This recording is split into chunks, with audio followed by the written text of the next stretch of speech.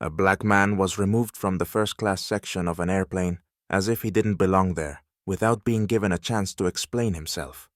The humiliation he captured on camera quickly went viral online, sparking a wave of outrage and support. But instead of giving up, he not only sought justice, but also became a co-owner of the airline, forcing those who had humiliated him to work under him. His next move shocked even the most experienced observers. But let's start from the very beginning. James Collins, a black entrepreneur accustomed to challenges, was on his way to New York for a business meeting. He arrived at Los Angeles Airport 2 hours before his flight, as recommended. It was his first time flying first class, a sign that his hard work in business was starting to pay off. Dressed in a navy blue suit and carrying a leather bag, James looked more confident than he actually felt.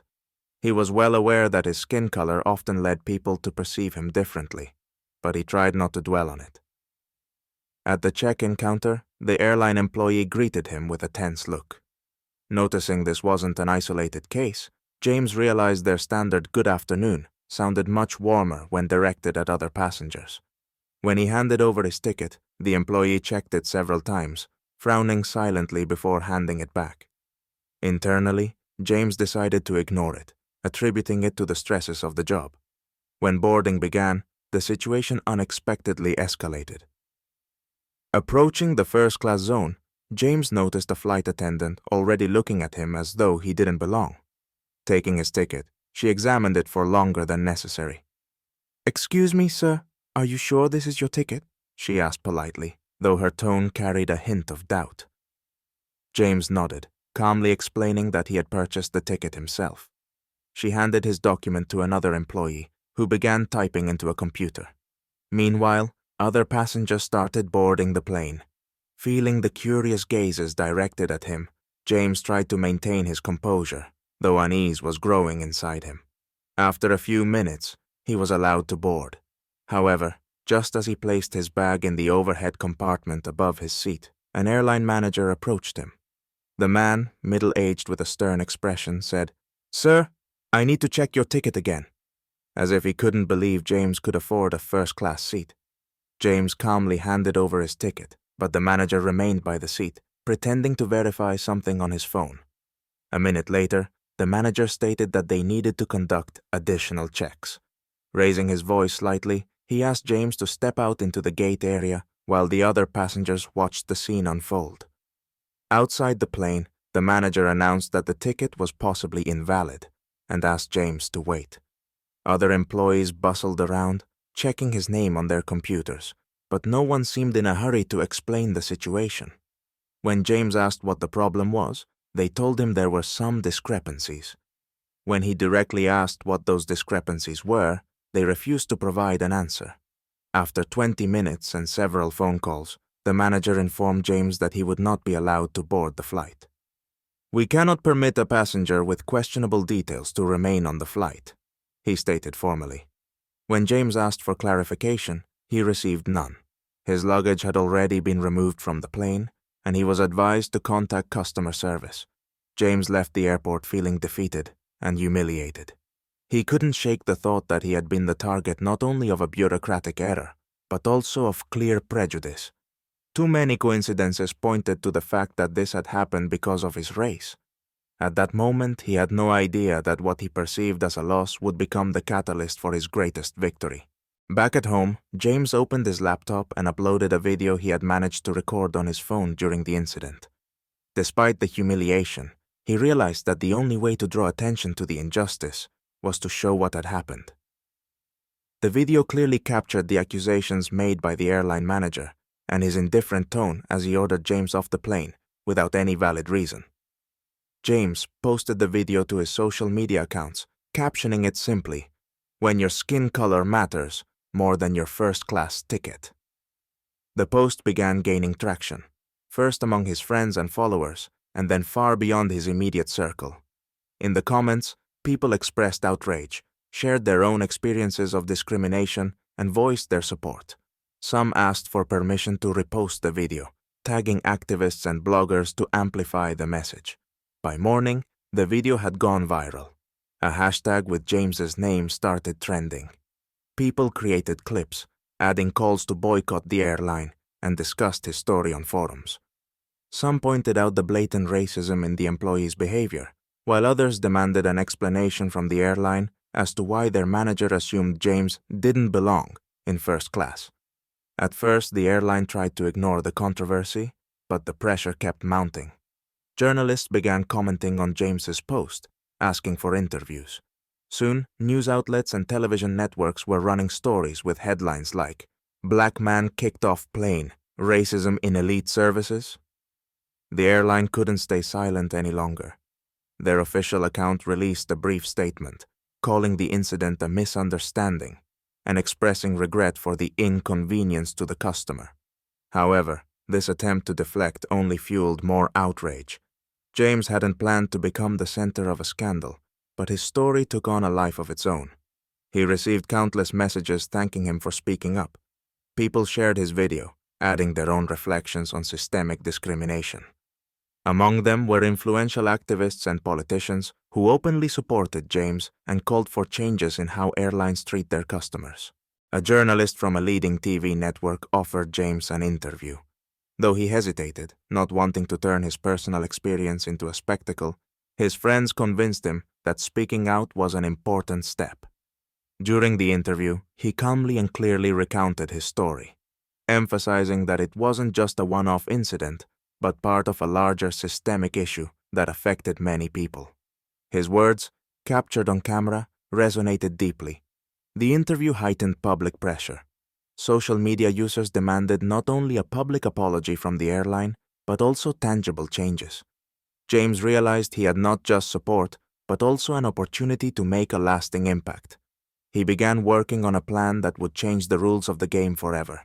Following the interview that sparked a social media firestorm, James became a central figure in public discourse. His story was featured in major news outlets and discussed on talk shows. The airline found itself in a difficult position. The scandal led to a wave of cancellations.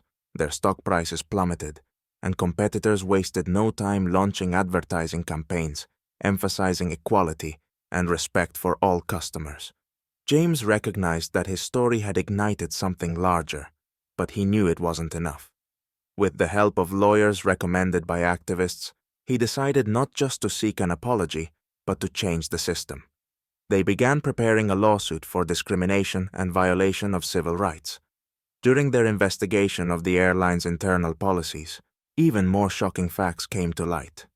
James and his team discovered that the company had received multiple complaints about similar incidents, but had routinely ignored them, brushing them off with formal excuses. At the same time, James began discussions with investors in his network. He understood that real change required control, which meant finding a way to influence the airline's leadership.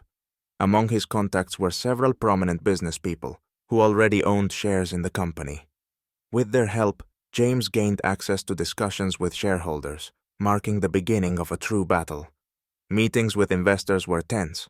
The airline's leadership attempted to minimize the scandal by offering James compensation and a settlement agreement. However, he categorically refused. "My goal isn't money, it's systemic change," he declared in one of the closed-door meetings. Public pressure continued to mount. A second wave of outrage began when journalists published internal company documents revealing its failure to act on past complaints of discrimination. This prompted a flood of criticism, not only from customers, but also from key investors. Some of them had no choice but to support James's initiatives to avoid a total collapse.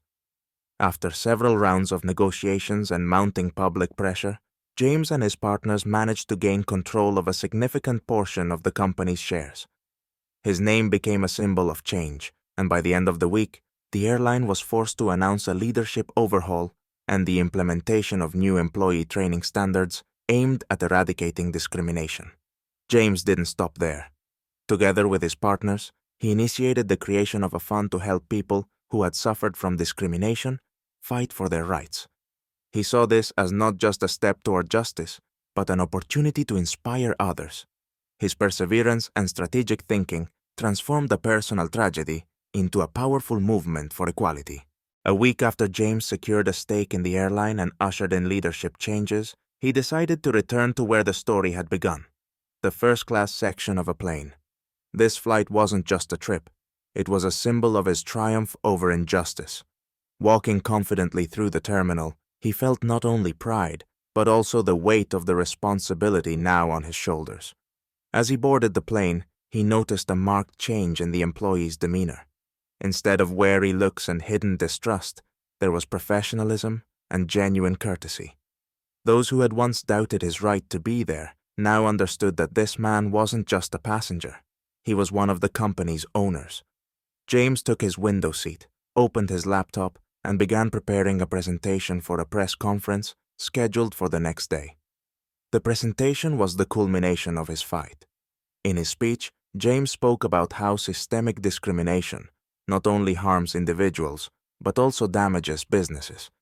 He shared details of the reforms that had been implemented, from mandatory employee training to a zero-tolerance policy on discrimination. He also announced the launch of a customer support program where those who had experienced injustice could receive compensation and legal assistance. This initiative was met with widespread approval from the public.